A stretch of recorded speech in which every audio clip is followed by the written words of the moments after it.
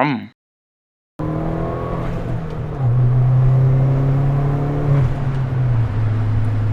love turbo.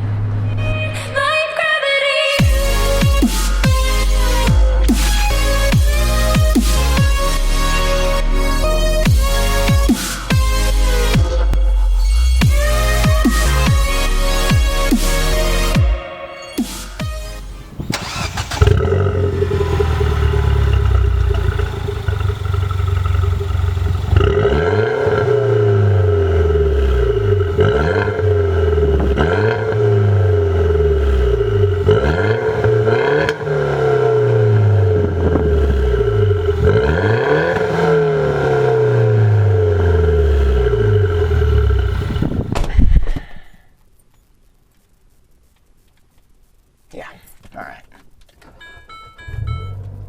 So today is actually pretty funny. So I reviewed the R53, the 2005 Mini. That was Caleb's.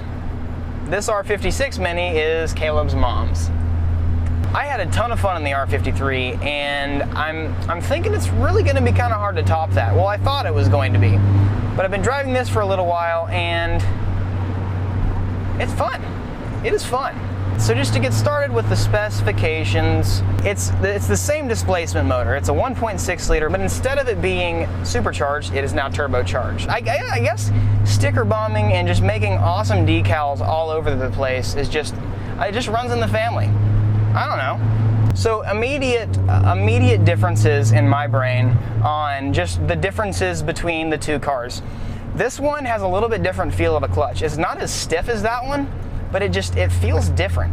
It honestly feels like it's like more stick. I don't even know. The gearbox feels essentially the same. It's very, very similar. The thing I like about this car, aside from the beautiful interior that it's got, I'm for some reason loving this red interior, the red leather. Aside from that, yes, the interior is nicer, but the way that it handles, it's not stiffer and it's not harder to turn, but it feels much more secure. You have a little bit nicer interior in this car. Still feels like a spaceship, which I think is awesome. It's like windows, engage. Again, a thing that I've always loved about the Minis is that they have the tachometer right in front of you, right in front of your face, which also displays the speed. And you got the giant speedometer right in the middle of the dash. For some reason, I've just always been a huge fan of that. It's like I'm flying a TIE fighter right now, but the ground version of a TIE fighter. And, you know, you got an eject button over here. Ejectocito, cuz. But that's for the glove box. Hey, it shut on the first try. Yeah, so a little bit about her car. She actually had to special order this one to get the red interior. It's basically a Christmas tree. You got the red and green going on. Perfect combination for Christmas. Like I said in the last video, there's not really a whole ton of stuff you can do to Mini Coopers. There's not a whole lot done to this one, but they handle so well from factory. It's still impressive no matter what. And you do a little bit of suspension work to this and put a couple power mods on it, and you literally have a pretty much track ready or road course ready car. And not to mention, you got sport mode right here. Oh yeah, boost. So it accelerates a little bit harder than a little bit faster than the R53. And you know, it being a newer car, that's what you'd have to expect. I love how easy it is to shift in these cars. Yeah, I'm honestly not even trying to shift that quickly. It's just kind of happening.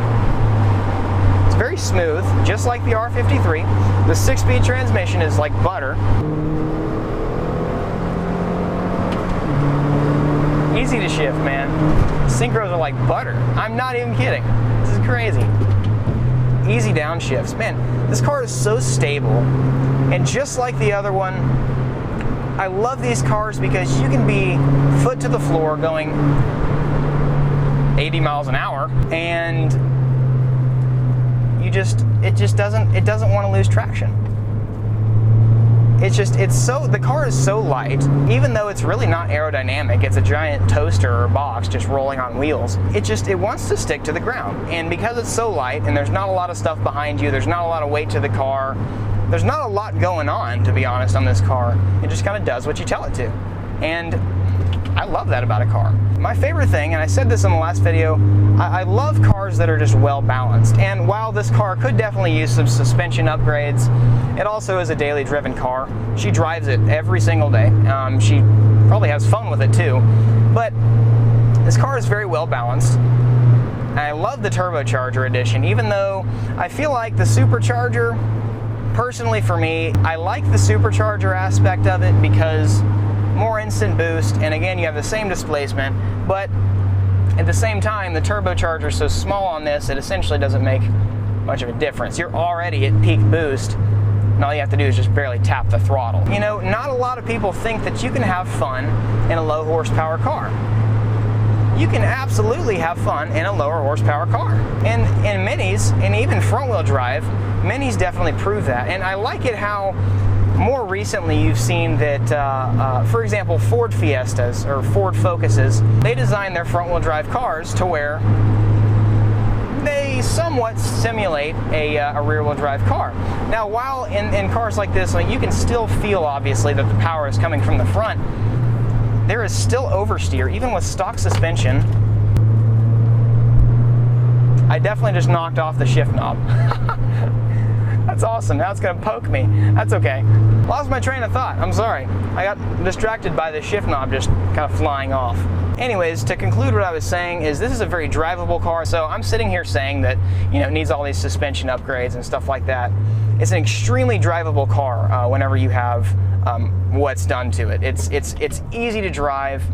It's honestly, it's so usable and it's so comfortable, and this one by far, by the way, is much more comfortable than the R53. The new seats, and it might be just because of the package that she got, it's much more comfortable.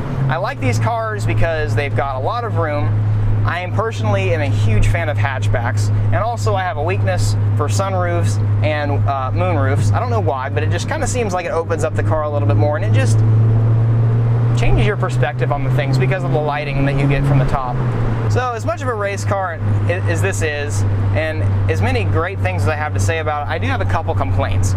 So this version, the later version of the Mini, actually finally has more than one usable cup holder. In the R53, you literally had one cup holder that you could use. The other two in the front were so small they could barely fit a Red Bull can. I don't know many people that on the daily always have Red Bull at their side. This one actually has 3 total cup holders, and I complained a little bit on the last video. Not really complained. There's not a whole lot of room, but again, you look at the car from the outside, what do you expect? If you want a car with a lot of room, you just don't get this specific version of the Mini. Doesn't take much brain power to think of that. But you don't have a lot of legroom back there, but you can still, if you scoot up both of these seats and sacrifice a little bit of comfortability up front, you can fit 4 people easily on that. Not a problem. And also, I really don't like, I mean, obviously you can move this thing, but it's like, man, Manny, what were you thinking about putting this right there where the e-brake is? It's like, come on. You could have done, so you could have made that an inch shorter, and it could have just not been in the way. But I mean, it's a nice armrest. You know, it's always nice to have an armrest for when you're just, you know, highway driving and all that kind of stuff. But at the same time, it's still pretty annoying. And another thing I have to say about Minis is, and obviously this is something you get used to very quickly, but I don't like how when you come from having the car locked or when you come to a stop, you have to pull the lever twice on the door.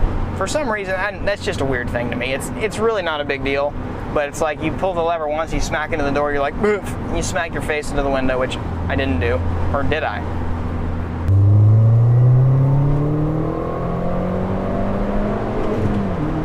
So, all the way up to red line. So, I mean, you're not spinning tires or anything like that. It's very manageable power. So, I mean, if you're looking at something like this for a first car, I would say more power to you. Because, you know, you don't have too much of an abundance of power.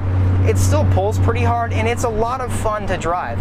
And the nice thing about this is it's front-wheel drive. So, for many situations, if you need to learn in snow, or if you're in an area that snows a lot or rains a lot, having your front wheels getting all the power is usually a little bit better. It's just easy and manageable, and it's a really good characteristic out of a car like this, especially considering it. They're really not that pricey, and they're really nice. I mean, you get a lot out of them. And a big thanks to Caleb and Caleb's mom for letting me review both of their Mini Coopers. It's really cool that I was able to review both of these cars and just compare the differences between the two. But thank you so much to Caleb and Caleb's mother for letting me drive the I Am Stig mobile and also the Because Racecar mobile. Having a mom that has a Because Racecar plate is pretty awesome. You know, as weird as it can be to have your parents do the same things you do, that's still pretty awesome. Anyways, really appreciate you guys watching. If you have any kind of recommendations on any kind of reviews or anything to do here in the future, just let me know. If there's any specific manufacturer or certain car that you'd like to see, let me know whatever you think in the comment section. If there's anything I didn't cover or anything you'd like to know about the cars that I do review, feel free to say anything in the comment section because I check them pretty much every day. If you have any questions whatsoever, if I don't know it, I know people that do. So be sure to ask me any kind of question that pops into your brain, and I'll do my best to answer it. Thank you guys so incredibly much for watching. If you guys are not already subscribed, you should do that because, well, let's face it, unfortunately Top Gear's canceled. That sucks. But in the meantime, watch me hoon around in these nice little cars. Plus, in the future, I've got some pretty cool, awesome stuff incoming. I'm not going to tell you what kind of cars I'm reviewing, but you're going to want to see them. I'm going to end it at that. That is going to conclude this video. I'm going to sit here and spool this turbo a little bit more, hit a few nasty turns, and call it a day. So, you guys rock. Hit that subscribe button, and I will see you guys next time. Peace out.